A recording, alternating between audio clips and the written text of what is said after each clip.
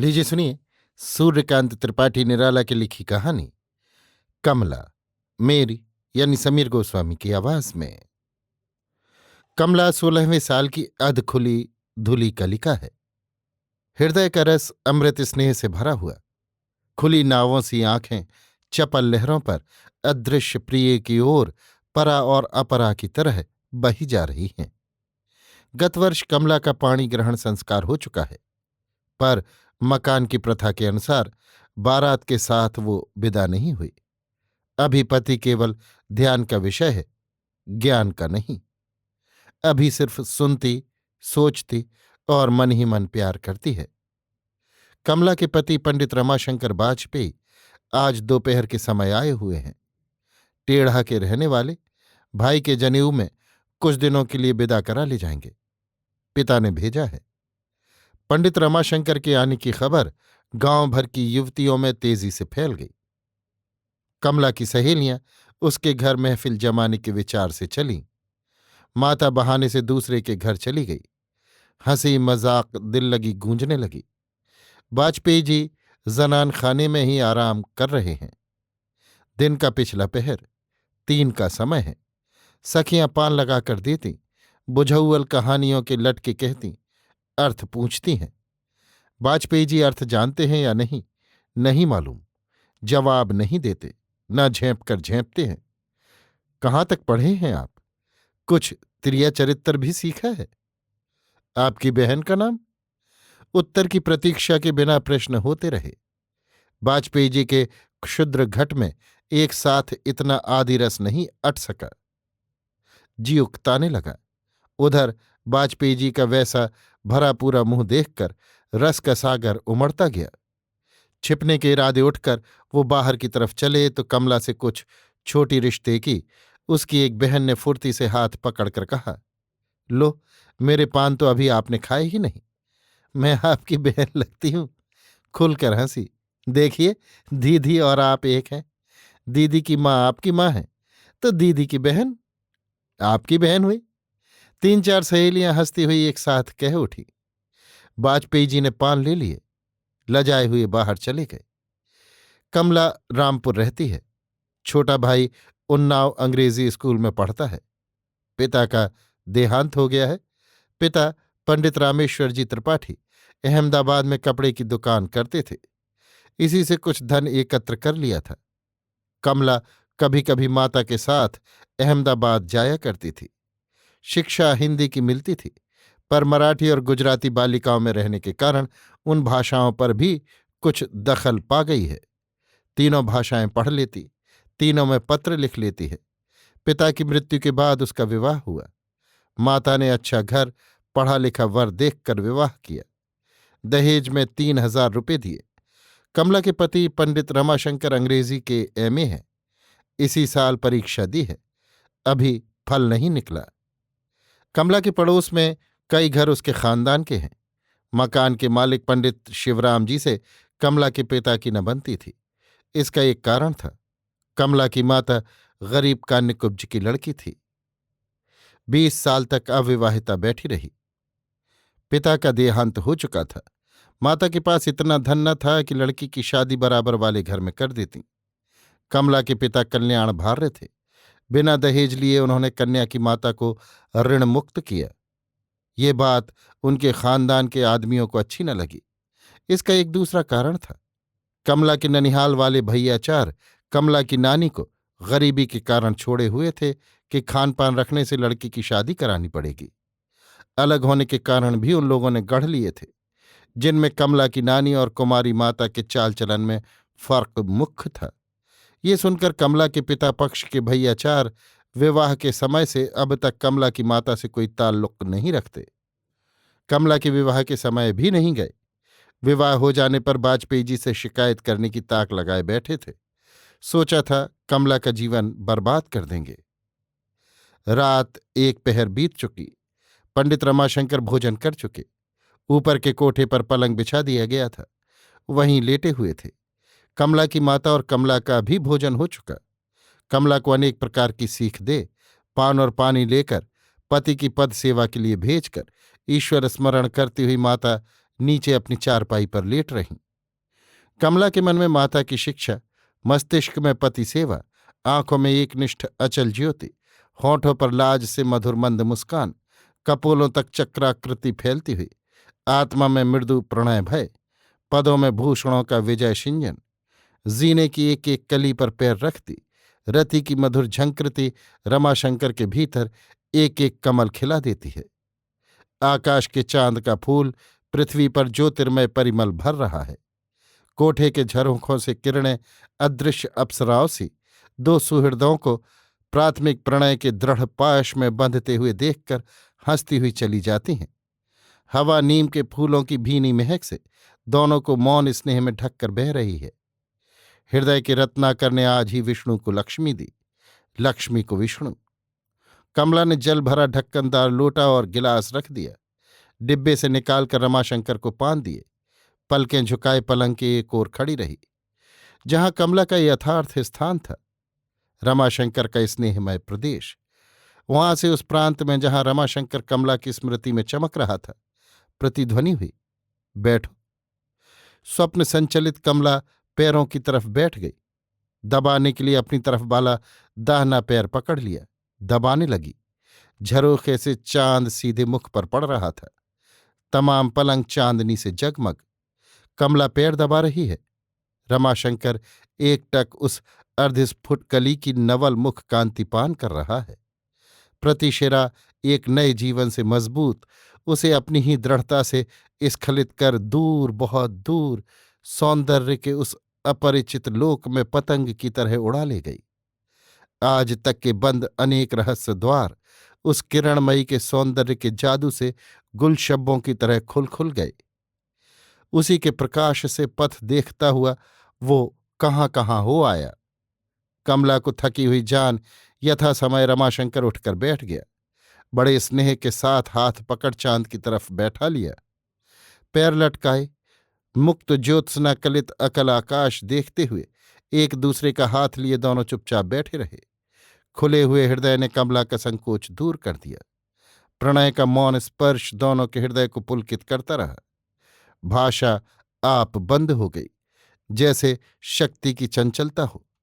मौन स्थिति में रहने की अनिच्छा या परिवर्तन ने दोनों को सृष्टि की चपलता, वाक्य कलाप, केलियों में उभाड़ दिया। अनेक बातें हुईं, अनेक विशृंखल परिणय प्रसंग छिड़े। रमाशंकर की उतनी बड़ी विद्वता ने कमला को वार्तालाप की बराबर जगह दी और निसंकोच कमला उसके समान ही वाक्पटु रही। वो रात दोनों को जागते तरह तरह गपशप लड़ाते हुए कटी। वो जागरण की रात्रि भविष्य के जीवन की चिरस्मरण रात्रि बन गई। चिड़ियों की चहक सुनकर दोनों ने देखा रात पार हो रही है। कमला के हृदय में रमाशंकर का कहा हुआ एक वाक्य हमेशा के लिए रह गया, तुम्हारे बिना मेरे जीवन का अर्थ ही क्या। उसी रोज दिन में करीब 11 बजे एक नाई रमाशंकर के पास खबर लेकर पहुंचा। एकांत में बुलाकर कहा, चुपचाप चले चलिए, मालिक ने कहा है विदा कराने की जरूरत नहीं और इसी दम बुला भेजा है। रमाशंकर के होश उड़ गए। कुछ देर सोचकर पूछा, इसका कोई कारण भी है? हाँ, विदा कराने पर भैयाचार और नातेदार छोड़ देंगे। बहुत बड़ी बात है, घर चलकर मालूम कीजिए। रमाशंकर एक पेड़ की तरफ कुछ कदम बढ़ गया। कहा, तुमको जो कुछ मालूम हो कहो। नाई ने मुंह बनाकर कहा, भैया अब घर में सब समझ लीजिएगा, बड़े घरों की बात कौन कहे। रमाशंकर का दिल बैठ गया, फिर अदम्य आग्रह से भर गया। उसने कहा, हम कहते हैं, संकोच छोड़कर कहो। नाई लाचार जमीन पर नजर गड़ाए कहने लगा, कल यहाँ के कुछ लोग इन्हीं के भैयाचार गांव गए थे। जगनू बापू, रामकिशोर चाचा, भगवान दीन दादा वगैरह है। ये सब रमाशंकर के भैयाचार हैं जो जुदा रहते हैं। को अलग बुलाकर कहा है कि लड़की काम की नहीं है। कानपुर में किसी मुसलमान। रमाशंकर क्षोभ से कांपने लगा। कमला पर क्रोध आ गया। नाई कहता गया, अब भैयाचार नातेदार सबको मालूम हो गया है। सबकी राय है कि आप चले चलें, फिर जैसा होगा किया जाएगा। आपकी सास का चाल चलन अच्छा नहीं, ना मायके में अच्छा रहा। सब भैयाचार छोड़े हुए हैं। रमाशंकर सोचता रहा। विषय कोई न था, केवल चिंता और क्रोध था, जिसका अर्थ था कि स्त्री जाति कैसी छल से भरी होती है। प्यार रमाशंकर को बहुत दूर ले गया था। अब हृदय के टुकड़े टुकड़े हुए जा रहे थे, पर प्रमाण की उसे जरूरत न थी। प्यार प्रमाण नहीं चाहता। रमाशंकर मकान गया, चुपचाप अपना छोटा संदूक उठाकर चल दिया। उसकी सास उस समय कार्य से बाहर थी। कमला खड़ी थी, भोली दृष्टि से देखती रही। रमाशंकर सिर झुकाए हुए चला गया। बिना विदा कराए रमाशंकर का चला जाना सखियों तथा गांव के लोगों में कमला तथा उसकी माता का बहुत बड़ा अपमान हुआ। सखियां कमला के आंसू पोंछती, उसे ढांढस देती थीं। कुछ दिनों में उसके भैयाचारों की स्त्रियों से उन्हें हाल मालूम हो गया और उसकी माता भी समाचार पा गई। कमला कारण सुनकर सूख गई। ये बात बिल्कुल झूठ थी। कानपुर में वो अपनी मौसी के यहाँ थी। उसी समय एक रात वहां चोरी हुई थी, जिसका अर्थ भैयाचारों ने अपनी तरफ से इतना बढ़ा लिया था और विवाह हो जाने के बाद ये जौहर खेलने का इरादा किए बैठे थे। कमला की माता की दशा थोड़े ही दिनों में शोचनीय हो गई। कमला भी हवा में डोलने सी लगी। गर्मी की छुट्टी हुई। कमला का भाई राजकिशोर घर आया। बालक घर की दशा देखकर बहुत घबराया। गांव के लोग उसे साथ ले वाजपेयी जी के यहां चलने लगे। कमला ने रोक दिया। माता को सोचते सोचते और फाके करते करते कमजोरी से बुखार आ गया। क्रमशः कफ से फेफड़े जकड़ गए। हालत चिंताजनक हो गई। एक दिन बालक राजकिशोर ने गांव में चर्चा सुनी और उदास होकर माता के पास जाकर कहा, अम्मा, वाजपेयी जीजा का दूसरा विवाह हो रहा है। राम अधीन चाचा आज बातचीत करते थे। कोई डिप्टी कलेक्टर फतेहपुर के हैं, उनकी लड़की के साथ। कमला खड़ी थी। माता ने सुना, आंखों में आंसुओं की धारा बंध गई। बोलने की रही सही क्षीण शक्ति भी जाती रही। उसी सजल दृष्टि से कमला को पड़ी हुई देखती रही। कमला भी इस ग्रीष्म में मरु निर्झरी सी अल्प जल हो रही है। माता की दशा देखकर सिरहाने बैठकर सिर पर हाथ फेरने लगी। बरबस आंखों से आंसू टपकने लगे। ये कष्ट माता से न सहा गया। उसी रात उनका देहांत हो गया। गांव के अपर लोगों की मदद से लाश गंगा पहुंचाई गई। राजकिशोर ने दाह किया। विवाह के लिए रमाशंकर की इच्छा न थी। उसकी चोट ताजी थी, हृदय बैठ गया था। कमला को वो इतना प्यार कर चुका था कि अब विवाह की तरफ से बिल्कुल वीतराग हो रहा था। मन उड़ा फिरता था। हृदय में जगह न थी। था दर्द, जहां उसे केवल कष्ट मिलता था। गांव में कोई और उसका साथी भी न था, सिर्फ बगीचे थे। डिप्टी कलेक्टर के छोटे भाई वर की तलाश में आए थे। लड़का बहुत पसंद आया। विवाह पक्का कर गए। रमाशंकर ने पिता की आज्ञा स्वीकार कर ली। एक रात की बात है। रमाशंकर सो रहा था। स्वप्न में देखा कमला बगल में खड़ी है, आंखों से आंसू जारी हैं। उठकर बैठ गया। वो मूर्ति उसकी दृष्टि में लीन हो गई।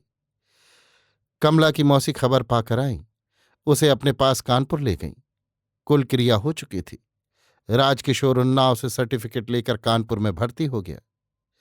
दिन, सप्ताह, मास क्रम क्रम से जीवन की पूर्ति के रूप से एकमात्र भाई के स्नेह में बीतने लगे।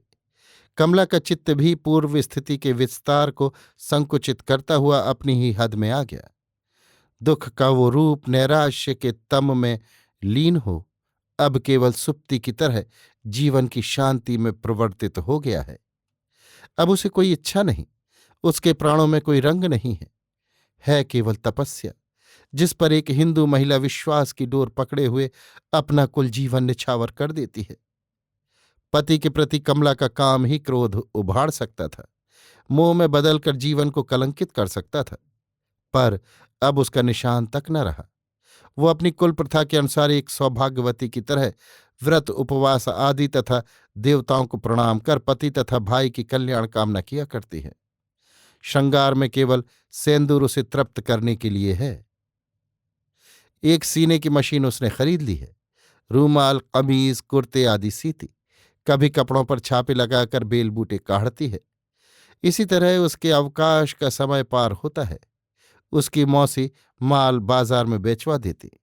दुकानदार बिक जाने पर दाम दे देते हैं। कमला जहां रहती है वहीं एक बगल में आर्य समाज के मंत्री जी रहते हैं। और एक तरफ महिला पत्रिका की संपादिका। एक रोज मंत्री जी की कुमारी कन्या उनसे आकर मिली। अपनी घरेलू सभ्यता के अनुसार थोड़े सामान और भरे पूरे हृदय से कमला ने उसका स्वागत किया। बातचीत होने लगी। तुम बहुत दिनों से यहां रहती हो, कल मैंने सुना, मंत्री जी की लड़की वेदवती ने कहा। हाँ, मौसी जी के साथ कुछ महीने हुए आई हूं, कमला ने नम्र स्वर से कहा। तुम्हारा विवाह तो हो गया है? मांग का सिंदूर देखती हुई वेदवती ने कहा। हाँ, कमला ने सरल चितवन नीची कर कहा। तुम अपने पतिदेव के यहां कितने दिनों से नहीं गई? जब से विवाह हुआ, उसी सरलता से कमला ने कहा। क्यों, क्या अभी तुम्हारा गौना नहीं हुआ? ना। कमला चुपचाप बैठी रही। तब तक कमला की मौसी भी आ गई और पड़ोस की उसे प्रतिष्ठित घर की कन्या जानकर एक सांस में कमला के प्रति हुए पाशविक अत्याचार का वर्णन कर गई। सुनकर गुस्से से वेदवती का चेहरा लाल पड़ गया। तुम लोग कमजोर हो, किस्मत को कोसती हो। मैं होती तो चपत का जवाब दूने कस की चपत कस कर देती, उन्हीं की तरह अपना भी दूसरा विवाह साथ साथ करती। ऊपर से न्योता भेजती कि आइए जनाब मन, मेरे शौहर से मुलाकात कर जाइए। तुम्ही लोगों ने अपने सिर स्त्रियों का अपमान उठा रखा है।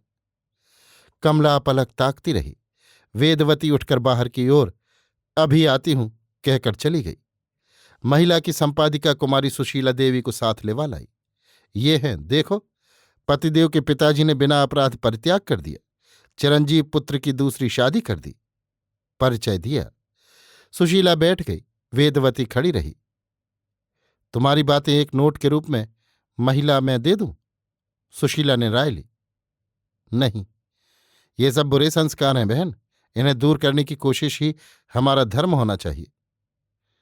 पर ये मेरी तरफ के बुरे संस्कार नहीं, लिखने के लिए कहने पर साक्षी बनकर मेरी तरफ के ठहरेंगे। मैं ऐसा नहीं चाहती। पर मेरा धर्म भी एक है, उसके लिए मुझसे आप राय क्यों लेती हैं? अगर आप लिखेंगी तो आपसे मेरा विनय स्नेह उठ जाएगा, क्योंकि आप मेरे संबंध में मेरी मर्जी के खिलाफ कार्यवाही करेंगी। सुशीला एकटक देखती रही। वेदवती भी स्थिर खड़ी सुनती रही। कमला अपने ही विचारों की लय में मौन बैठी और दृढ़ होती रही। अच्छा, फिर मिलूंगी, मुझे पाठशाला जाना है, कहकर वेदवती चली। साथ साथ सुशीला भी गौर करती हुई चली गई। 2 साल और पार हो गए। कमला के स्वास्थ्य में पुनः भादों की बाढ़ है। भरी पूरी परंतु समय की तमिस्त्र तिथि के भीतर सधी हुई चाल से ठीक अपने ही समुद्र की ओर बहती जा रही है। राजकिशोर के स्नेह की कमला महिलाओं में सर्वत्र चरित्र बल आदर्श प्रीत के कारण सम्मान तथा प्यार की पात्री बन रही है। स्त्रियां उसे देवी के भाव से मन ही मन अपना आदर्श मानकर पूजती हैं।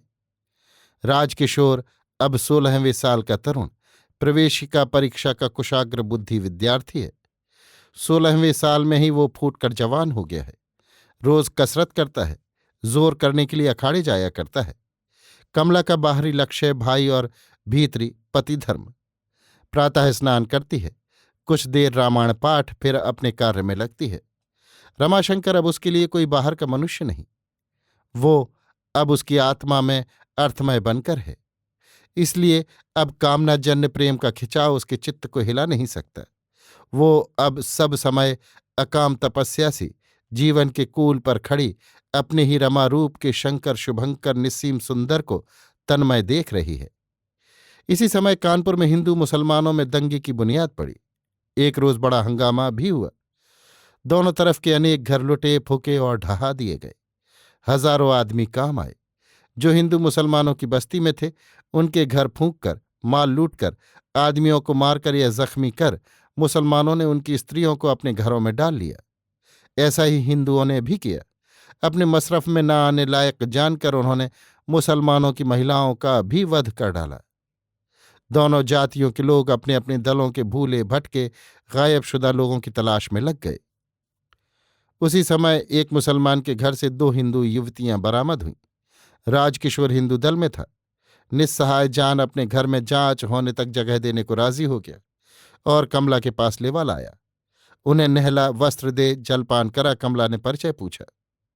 दोनों भले घर की स्त्रियां जान पड़ती हैं, बहुत ही दहशत खाई हुई। एक ब्याही हुई घर की बहू सी है, दूसरी कुंवारी। युवती 17 साल की, बालिका 15 साल की है। बालिका बोली, ये मेरी बहू जी हैं। मेरे भाई रमाशंकर बाजपेयी यहीं कॉटन मिल के बाबू हैं। मेरे पिता का नाम रामचंद्र बाजपेयी है।